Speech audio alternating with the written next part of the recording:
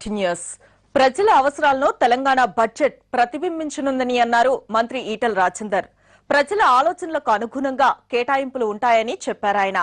Budget అంటే అంకలగారడి కాదని ఆచరణాత్మక బడ్జెట్ ను ప్రవేశపెడతామని అంటున్నారు.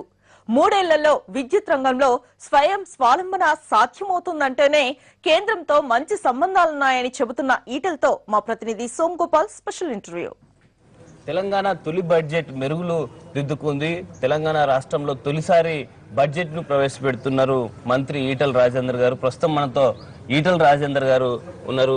సార్, మొట్టమొదటిసారిగా మీరు తెలంగాణ రాష్ట్రంలో ఆర్థిక మంత్రిగా ఉన్నారు. తొలి బడ్జెట్ ను మీరు ప్రవేశపెడుతున్నారు. మీకు ఏమనిపిస్తుంది? ఏ సమైక్య రాష్ట్రంలో అయితే అనేక వందల సార్లు ప్రజల సమస్యల్ని దరఖాస్తుల రూపంలో ఇచ్చి దండం పెట్టినా కూడా పరిష్కారం కాలేదు, ఏ సమైక్య రాష్ట్రంలో అయితే తెలంగాణ ప్రాంతానికి అన్యాయం జరిగిందని చెప్పి గొంతెత్తి మాట్లాడినాము, అలాంటి సందర్భాల్లో అనేక రకాల అవమానకరమైన మాటలు మాట్లాడినరు. ఆ సభలో తెలంగాణ రాష్ట్రాన్ని సాధించుకొని తెలంగాణ ప్రజల ఆకాంక్షలు నెరవేర్చేటువంటి బడ్జెట్ ప్రవేశపెడుతున్నందుకు సంతోషంగా సంబరంగా ఉంది. తెలంగాణ రాష్ట్రంలో ప్రయారిటీస్ ఏ విధంగా ఉండబోతున్నా, ఏ రంగాలకు మీరు ప్రాధాన్యత ఇవ్వబోతున్నారు? మొట్టమొదటగా ఏ రాష్ట్రమైనా కూడా పేదలను విస్మరించేటువంటి ప్రయత్నం చేయొద్దు. అందుకనే వాళ్ళకి ఇవాళ అణగారిన వర్గాలకి పూర్తి స్థాయిలో సంక్షేమ ఫలాలు అందించాలని, ప్రభుత్వం చేయూతనివ్వాలని, ప్రభుత్వం భరోసా ఇవ్వాలని చెప్పి భావించింది. కాబట్టి సంక్షేమ రంగానికి ఇవాళ పెద్దపీట వేస్తూ ఉంది. దాంట్లో భాగమే తెలంగాణ వస్తే ఏమొస్తుంది, తెలంగాణ వస్తే ఇవాళ 200 రూపాయల పెన్షన్ ఉన్నది, 1000 రూపాయలు ఇవ్వబోతున్నాం. 500 రూపాయల హ్యాండిక్యాప్డ్ పెన్షన్ ఉంది, 1500 రూపాయలు ఇవ్వబోతున్నాం. ఇవాళ దళితులకి తొండలు గుడ్లు పెట్టని భూములు ఏవైతే ఇచ్చిండ్రో, ఈ వ్యవసాయ యోగ్యానికి సరిపడిన భూములు ఏవైతే ఇచ్చిండ్రో అలాంటిది కాకుండా ప్రభుత్వం 3 ఎకరాల మంచి పొలాన్ని కొనిచ్చి నీటి సౌకర్యం కల్పించి 1 సంవత్సరం పెట్టుబడి కూడా ఇవ్వాలన్నటువంటి నిర్ణయం. అట్లనే ఆడపిల్లలు పెళ్లి జరిగితే ఇవాళ దయనీయమైన పరిస్థితులు ఉండేవి, వాళ్ళకి 51,000 రూపాయలు కట్టం ఇచ్చేట్టు. అంటే ఒక మాటలో చెప్పాలంటే పేదల సంక్షేమానికి పెద్దపీట వేయడంలో భాగంగా అనేక వేల కోట్ల రూపాయలతోటి మేము ప్రణాళిక రూపొందించుకున్నాం, అమలు జరుగుతుంది. ఉమ్మడి ఆంధ్రప్రదేశ్లో దాదాపు 1,60,000 కోట్ల బడ్జెట్ను ప్రవేశపెట్టారు. తెలంగాణ రాష్ట్ర బడ్జెట్ రూపం ఏ విధంగా ఉండబోతుంది? బ్రహ్మాండంగా ఉండబోతుంది. అంటే మంచి బడ్జెట్ ఉండబోతుంది. ఒక్క మాటలో చెప్పాలంటే ప్లాన్ బడ్జెట్ సమైక్య రాష్ట్రంలో 1 సంవత్సరానికి ఎంత ఖర్చు పెట్టిందో అది 3 అంతలు ఉండేటువంటి ఆస్కారం అయితే ఉంది. బడ్జెట్ అంటే అంకెల గారిడిలా తయారైపోయింది. ఎక్కువ అంచనాలు చూపించి బడ్జెట్ను ప్రవేశపెట్టే పరిస్థితులు గతంలో ఉన్నాయి.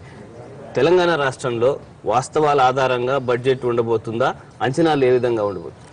యాక్చువల్గా ప్రైవేట్ లిమిటెడ్ కంపెనీలు కాదు ప్రభుత్వం అంటే, పర్సనల్ జమా పద్ధతుల లెక్క కాదు బడ్జెట్ అంటే. బడ్జెట్ ప్రజల ఆలోచనలకి ప్రజల అవసరాలను ప్రతిబింబించే పద్ధతిలో బడ్జెట్ ఉండాలి. ఒక మాటలో చెప్పాలంటే తెలంగాణ తొలి ప్రభుత్వం 5 సంవత్సరాల కాలంలో ప్రజానికాన్ని రాష్ట్రాన్ని ఎటువైపు తీసుకుపోతుందో డైరెక్షన్ చేసేటువంటి బడ్జెట్ ఈ బడ్జెట్. కాబట్టి ఇది అంకెల గాడి సంబంధించినటువంటిది కాదు, ఇది ఆచరణాత్మకంగా ఉండాలని చెప్పి భావిస్తాను. అందుకనే గతంలాగా సచివాలయంలో ఐఏఎస్ ఆఫీసర్లు కొంతమంది మంత్రులు కూర్చొని మీరు 1000 కోట్లు అడిగిండ్రు 500 కోట్లు ఇస్తాం గది కాదు ఇక్కడ ఇష్యూ. ఇలా ప్రజల అవసరాలు ఏంటివి, గ్రామీణ ప్రాంత స్థాయి నుంచి ఇవాళ మన ఊరు మన ప్రణాళికలు లాంటివి తిప్పించుకొని సమగ్ర కుటుంబ సర్వేని నిర్వహించుకొని వాటి ఆధారంగా బడ్జెట్ అలొకేషన్స్ చేసుకోబోతున్నాం. కాబట్టి గతంలాగా మిస్ మ్యాచ్ అయ్యే పరిస్థితి లేదు. ప్రజల అవసరాలు ప్రభుత్వ అలొకేషన్స్ ఏదైనా మిస్ మ్యాచ్ అయ్యేదో ఆ మిస్ మ్యాచ్ లేకుండా మ్యాచ్ అయ్యే పద్ధతిలో మా బడ్జెట్ రూపకల్పన చేసుకుంటాం. ఈసారి తెలంగాణ బడ్జెట్ రూపకల్పన కోసం అనేక కసరత్తు చేశారు. టాస్క్ ఫోర్స్లు ఏర్పాటు చేశారు, నిపుణుల అభిప్రాయాలు తీసుకున్నారు. అంటే ఏంటి ఈ టాస్క్ ఫోర్స్ల వల్ల మీకు ఎట్లాంటి లాభం జరుగుతుంది? యాక్చువల్గా మాకు బడ్జెట్ అనగానే మూసలో పోసినట్టు ఉండద్దు. అసలు పూర్తి ఆ డిపార్ట్మెంట్ సంబంధించిన సమాచారాన్ని సేకరించుకోవాలి. ఏం అవసరం ఉందో మనం అర్థం చేసుకొని అవసరాలకు అనుగుణంగా బడ్జెట్ రూపకల్పన చేసుకోవాలని అలొకేషన్ చేసుకోవాలని చెప్పి భావించడం. కాబట్టి ఇవాళ మా ముఖ్యమంత్రి గారు 100 గంటల పాటు అధికారులతోటి ఇతరత్ర సర్వేలని అవన్నీ కంపైల్ చేసుకుని అయితే నిర్ణయించిందో అట్లనే టాస్క్ ఫోర్స్ కమిటీస్ కూడా సమగ్రంగా సర్వే చేసి మా ముఖ్యమంత్రి గారికి రిపోర్ట్స్ ఇచ్చినాయి. అది ఇది మేము ఒక దగ్గర పెట్టుకొని ఏం చేయాలనే దాంట్లో ఈ బడ్జెట్ రూపకల్పన చేసుకున్నాం. అంటే వ్యవసాయ రంగం అత్యంత కీలకమైంది. మీరు ఎన్నికల మేనిఫెస్టోలో హామీ ఇచ్చిన విధంగా రుణమాఫీ కూడా చేశారు. అంటే వ్యవసాయ రంగానికి మీ ప్రాధాన్యత ఏ విధంగా ఉండబోతుంది? ఈ రుణమాఫీకి సంబంధించి ఈ బడ్జెట్లో అలొకేషన్స్ ఉండబోతున్నాయి. ఇవాళ మా ప్రభుత్వం ఎద్దేడ్చిన వ్యవసాయం బాగుపడదు, రైతేడ్చిన రాజ్యం బాగుపడదు అనేది మా ప్రభుత్వ విధానం. 170% ఇప్పటికి గ్రామాలలో జీవిస్తున్నారు. ఆ 70 మంది ప్రజల యొక్క బాధలు పట్టించుకోకపోతే ఆ ప్రభుత్వమే కాదు కాబట్టి అందుకనే వాళ్ళు సతమతం అవుతుంది 4-5 ఇష్యూస్ మీద. ఒకటి, వాళ్ళకు సాగునీరు లేదు, బోర్లు వేసి బావులు తవ్వి బోర్ల పడి అప్పుల పాలై ఆత్మహత్య చేసుకుంటున్నారు. వాళ్ళకు గిట్టుబాటు ధరలు లేవు, వాళ్ళకి కరెంటు సరిగా లేదు, వాళ్ళకి రుణాలు కూడా సరిగా అందేయట్లేదు. కాబట్టి ఇక వాళ్ళను పూర్తి స్థాయిలో బయటపడాలని చెప్పి మొట్టమొదటిసారిగా ఈ దేశ చరిత్రలో ఒక రాష్ట్రం 17,000 కోట్ల రూపాయల రుణమాఫీ అనేటువంటిది ఇది చిన్న ఇష్యూ కాదు. గతంలో యూపీఏ సర్కార్ 3,376 కోట్లు మాఫీ చేస్తేనే పెద్ద ఎత్తున ప్రచారం చేసుకున్నారు. ఇవాళ అట్లాంటిది 17,000 కోట్ల రూపాయలు మాఫీ చేసింది. దాంట్లో 4,250 రూపాయలు ఆల్రెడీ బడ్జెట్లో పెట్టుకున్నాం, దాన్ని విడుదల కూడా చేసుకున్నాం, పంపకాలు కూడా జరిగిపోయి. అట్లనే కరెంటు విషయంలో కూడా వచ్చే సంవత్సరం నుంచి కొంత ఇంత బాధ లేకుండా చూసుకునే ప్రయత్నం చేస్తున్నాం. చెరువుల మరమ్మతు కావచ్చు, మీడియం మేజర్ ఇరిగేషన్ ఎక్కడైతే ఆగిపోయిందో వాటిని ముందుకు తీసుకుపోయే విషయంలో కావచ్చు, ఇలాంటి అనేక విషయాలతో పాటుగా మార్కెట్ ఇంటర్వెన్షన్ ఫండ్ కూడా ఫస్ట్ టైం క్రియేట్ చేసుకొని 400 కోట్ల రూపాయలు పెట్టుకొని ఎంఎస్పీ కంటే ఎవరు తక్కువ కొన్నా క్షమించే పరిస్థితి లేదనే పద్ధతిలో మేము కొనసాగుతాం. గత ప్రభుత్వాలు చూస్తే సాగునీటి రంగాన్ని కూడా అత్యంత కీలకంగా పరిగణించారు. భారీ సాగునీటి ప్రాజెక్టులకు ఎక్కువ ప్రియారిటీ ఇచ్చారు. కానీ తెలంగాణ ప్రభుత్వం చూస్తే ఈసారి చెరువుల పునరుద్ధరణ, ఇట్లాంటి చిన్న ట్యాంకుల నిర్మాణానికి ఎక్కువ ప్రయారిటీ ఇస్తున్నారు. వీటికి ప్రత్యేకంగా ఈసారి బడ్జెట్లో ఏమైనా అలొకేషన్స్ ఉంటాయి? తప్పకుండా. ఇవాళ 6,500 కోట్ల రూపాయలు ఇరిగేషన్ రంగాన్ని మేము కేటాయించుకున్నాం అంటేనే మా ప్రభుత్వ ప్రాధాన్యత ఏందో మీకు అర్థం కావాలి. కరెంటు మీద 35,000 కోట్ల రూపాయలు ఒక జెన్కో మీదనే ఇన్వెస్ట్ చేస్తున్నాం అంటేనే మనకు తెలవాలి. ఇవాళ 44,000 పైచిలకు చెరువులు కుంటలు గ్రామీణ ప్రాంతాల్లో ఉన్నాయి.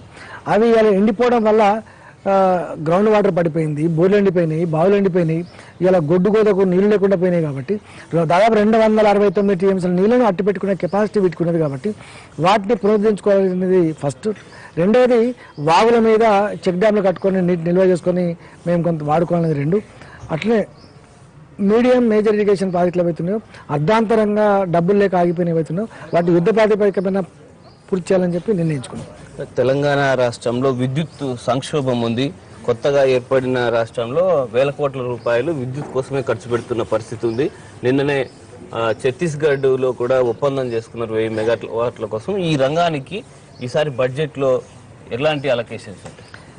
దాదాపుగా కరెంటు సబ్సిడీ మీద 4,000 కోట్ల రూపాయలు అలొకేట్ చేసుకున్నాం. ఒక 1,000 కోట్ల రూపాయలు మేము దీనికి సీడ్ మనీ కూడా పెట్టుకున్నాం.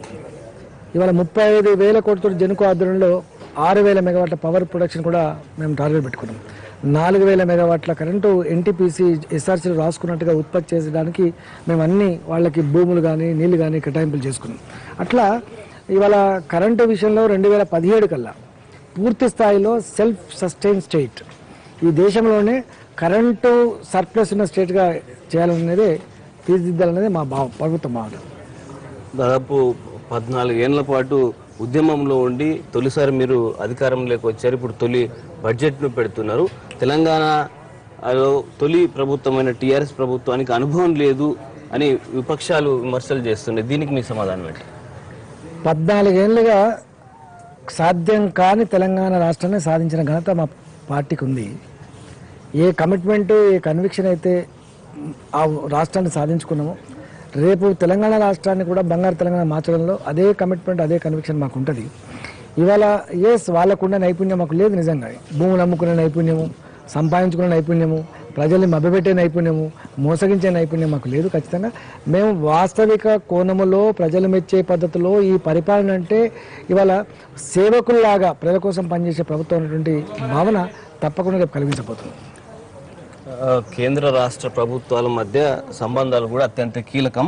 తెలంగాణ ప్రభుత్వం కేంద్ర ప్రభుత్వంతో అంత సఖ్యతగా ఉన్నట్లు, మిగతా రాష్ట్రాలతో పోలిస్తే అంత సఖ్యతగా ఉన్నట్లు కనిపించడానికి దీనికి కారణం ఏంటి? భవిష్యత్తులో ఇవి ఎలా ఉండబోతున్నాయి? నిద్రపోయేటోని లేపొచ్చు, నిద్రపోతున్నట్టు నటించే వాళ్ళని లేపడం కష్టమవుతుంది. ఇవాళ తెలుగుదేశం పార్టీ మీకు తెలుసు, బీజేపీతో అలయన్స్ పెట్టుకున్నది. వాళ్ళు ఫ్రెండ్లీగా ఉంటున్నారు. ఇంకా మా మీద ఏం విషయం నూరిపోతుంది.